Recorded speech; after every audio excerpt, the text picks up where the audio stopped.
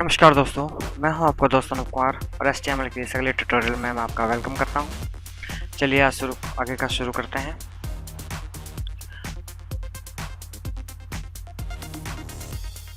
Anchor tag के अंदर जो दूसरा उसका एट्रीब्यूट है वो है टारगेट। इसका जैसा कि मैंने आपको पिछली वीडियो में बताया था, टारगेट। इस टारगेट के भी इस्तेमाल करने के लिए कुछ अलग अलग वैल्यूज़ हैं। स्टफ के बारे में आपको मैंने बताया था, इसमें आप हैश इस्तेमाल कर सकते हैं अगर आपके पास में कोई लिंक देने के लिए नहीं है तो। नहीं तो आप इसमें डबल कोट्स के अंदर कोई भी वेब पेज का लिंक या अपने पेज का लिंक दे सकते हैं। टारगेट के जो इसका एट्रीब्यूट है उसकी 4 अलग अलग वैल्यूज़ हैं। पहली होती है ब्लैंक।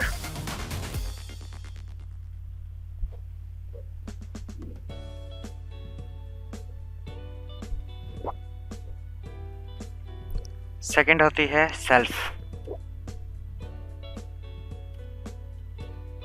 थर्ड होती है पेरेंट। चौथी होती है टॉप।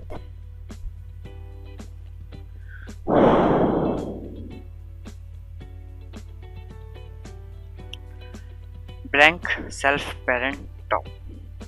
चलिए इसका थोड़ा सा यूज़ को आपको प्रैक्टिकली करके दिखाता हूँ, फिर इसके बारे में आपको बताते हैं ये क्या है और किस लिए इस्तेमाल किए जाते हैं। तो हमने जो अपना एंकर का जो बनाया हुआ था उसे वापस खोलते हैं पेज। अब ये फ़िलहाल ब्लैंक है। हम वापस नोटपैड प्लस प्लस में से खोलते हैं।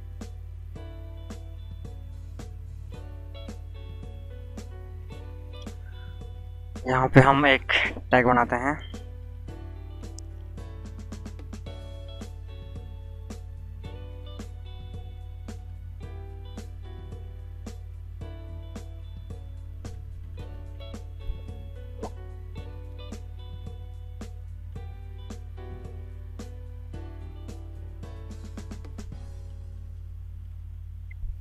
क्लिक में यह हम डाल देते हैं google.com। Go to Google.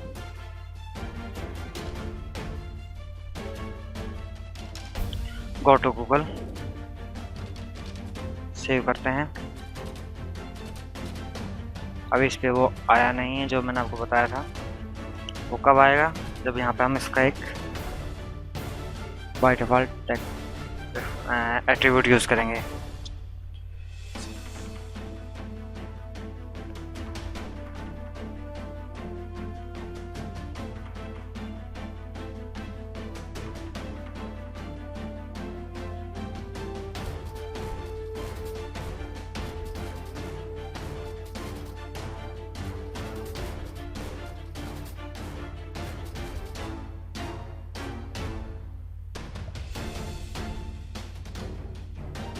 ठीक है जी, ये हो गया HTTP।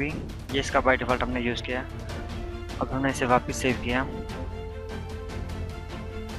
और हमने इसे रिफ्रेश किया। अब देख रहे हैं अब इस टाइम ये आ गया है। इस पर मैं क्लिक करता हूँ। ज़्यादा तो मेघालय इंटरनेट काफ़ी स्लो चल रहा है, वो एरर ही देगा। खुल गए, वाह काफ़ी अच्छी किस्मत है कि आज ये खुल गया, वरना अमूमन ये भाई साहब नखरे ही दिखाते हैं। चलिए बैक करते हैं इसे। Go to Google. अब हमने इस पे क्लिक किया और ये सेम उसी पेज के अंदर खुला।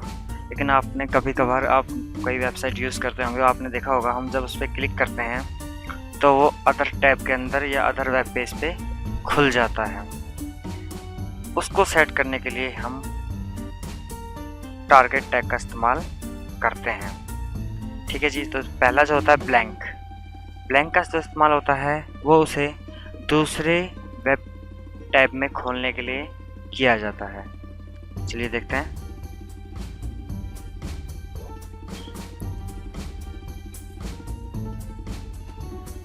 Target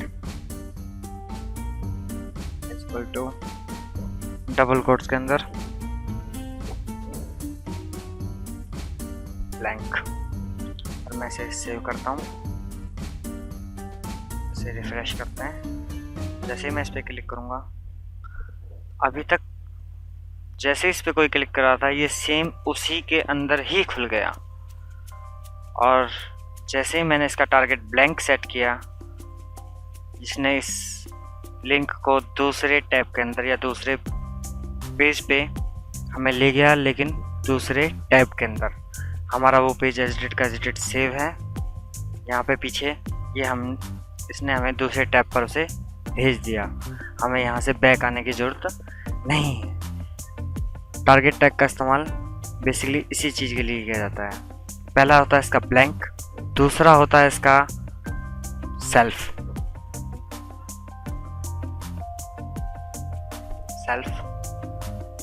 save and refresh and click. Save नहीं हुआ, सेव होगा, रिफ्रेश नहीं हो लगता है।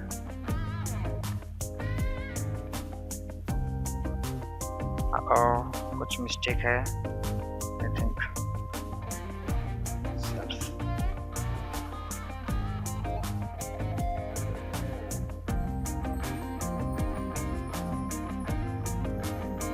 यस, सेल्फ से पहले क्या अंडरस्कोर लगाना होता है वो मैं भूल गया था। सेल्फ लगाने की जरूरत नहीं पड़ती है। क्यों नहीं पड़ती है? क्योंकि सेल्फ तो बाय डिफ़ॉल्ट वो होता ही है, ये बाय डिफ़ॉल्ट सेट होता है, इसको लगाने की ज़रूरत नहीं पड़ती है। ज़्यादातर हम किस चीज़ को यूज़ किया जाता है, हम अगर किसी को दूसरे पेज पे भेजना चाहते हैं तो हम ब्लैंक टैग का ही यूज़ करते हैं और इसी का इस्तेमाल किया जाता है। अगर हमें सिर्फ इस पेज में लगाना है तो हमें इस एट्रीब्यूट को इस्तेमाल करने की ज़रूरत ही नहीं पड़ती है। तो सेल्फ तो बाय डिफ़ॉल्ट होता ही है। अब दूसरा टारगेट है हमारा पेरेंट। ज़रा भैया हम इसको भी लगा के देख लेते हैं कि इसके लगाने से क्या इफेक्ट देता है।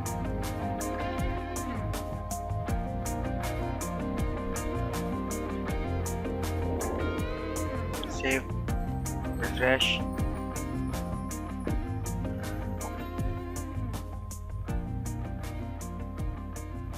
ये उससे सेम विंडो में ही खोल रहा है, पेरेंट और टॉप।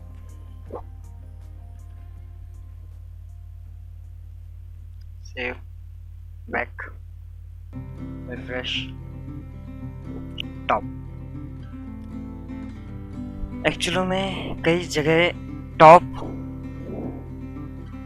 टॉप और पेरेंट अक्सर काम नहीं करते हैं। ज़्यादातर इस्तेमाल ब्लैंक का ही किया जाता है। टारगेट टैग के साथ में ज़्यादातर इस्तेमाल ब्लैंक का ही किया जाता है, इसके इस एट्रीब्यूट का ही किया जाता है, इसकी इस वैल्यू का ही किया जाता है। बाकी सेल्फ बाय डिफ़ॉल्ट होता है। पेरेंट एंड टॉप कई ब्राउज़र सपोर्ट नहीं करते हैं। इनका बेसिकली मैं आपको बता देता हूँ ये होता किस लिए। पेरेंट अगर कोई ब्राउज़र सपोर्ट करेगा तो पेरेंट का यूज़ उस टैब में किया जाता, उस पर्पज़ से होता है कि जब किसी हम विंडो को खोलते हैं तो वो उसे अलग विंडो में खोलेगा। लेकिन जैसे इंटरनेट एक्सप्लोरर या शायद इंटरनेट एक्सप्लोरर भी उसे सपोर्ट ना करे, लेकिन चलो एक बार ट्राई करके देख लेते हैं। इसे इंटरनेट एक्सप्लोरर पे ओपन विद इंटरनेट एक्सप्लोरर पे खोल के देखते हैं, क्योंकि मैं इंटरनेट एक्सप्लोरर ज़्यादा यूज़ नहीं करता हूँ। आस्ट में लेटर को तो इसने भी भाई साहब ने उसी चीज़ में यूज़ किया है, कोई बात नहीं।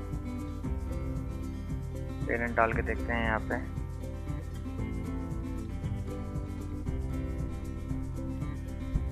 पेरेंट, सेव, रिफ्रेश, ये भी उसी तरीके से काम कर रहा है कि ये कई ब्राउज़र इस पे सपोर्ट नहीं करते हैं। Back, refresh, yes.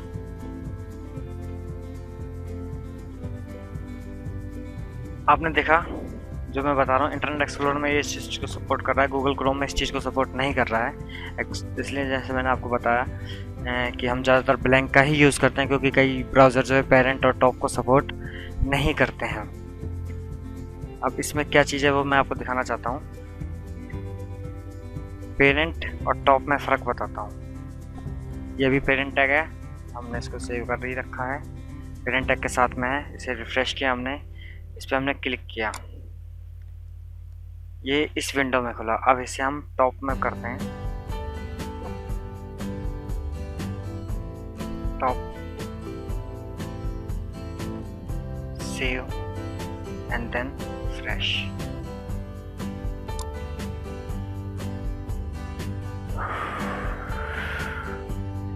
इस पे भी ऐसा लग रहा है जैसे सपोर्ट सा ना कर रहा हो ये, क्योंकि इसका काम है टॉप का कि इसको फुल विंडो के अंदर खोलता है और पेरेंट इसे छोटी विंडो के अंदर खोलता है। तो जैसा कि मैंने बताया, ये दो चीज़ें इस पे सब किसी ब्राउज़र पे सपोर्ट होती हैं और किसी ब्राउज़र पे सपोर्ट नहीं भी होती हैं। तो बेसिकली यहाँ पे हम अगर लिंक को सेट करना चाहते हैं, इसे मैं बंद कर देता हूँ, कोई जरूरत नहीं। बेसिकली दो ही चीज़ों का यूज़ किया, एक का ही यूज़ किया जाता है जो कि होता है ब्लैंक। जब हमें उसी सेम पेज में अगर अपने यूज़र को रखना है, सेम विंडो के अंदर, सेम विंडो में उस पेज को खोलना है या उस यूज़र को रखना है, तो हम कोई सी भी टैग का इस्तेमाल ही नहीं करते हैं। लेकिन अगर हमें उसे दूसरी टैब में उसे यूज़र को हमें भेजना चाहते हैं और उस वेबसाइट को यहीं रखना चाहते हैं, तो हम उसका टारगेट ब्लैंक सेट करते हैं।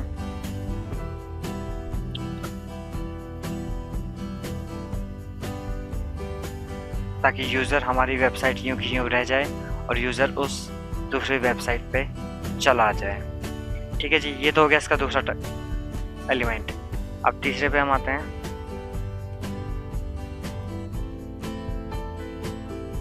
तीसरा एलिमेंट है टाइटल।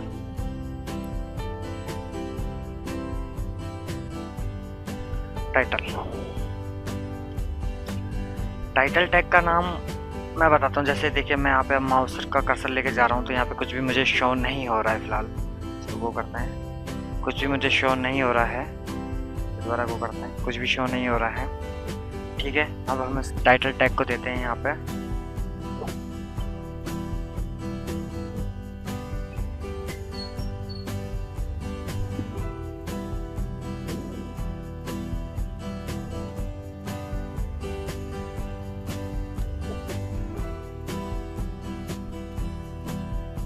इसका नाम देते हैं हम गो टू गूगल, या फिर फिलहाल हम गूगल यही लिख देते हैं फिलहाल। वैसे हम सेव करते हैं। अब हम इसे रिफ्रेश करते हैं और अब देखते हैं।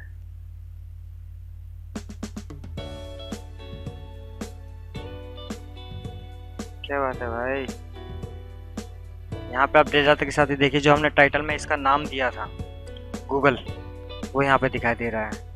अब हम इसे वापस चेंज करते हैं, यहाँ पे लिख देते हैं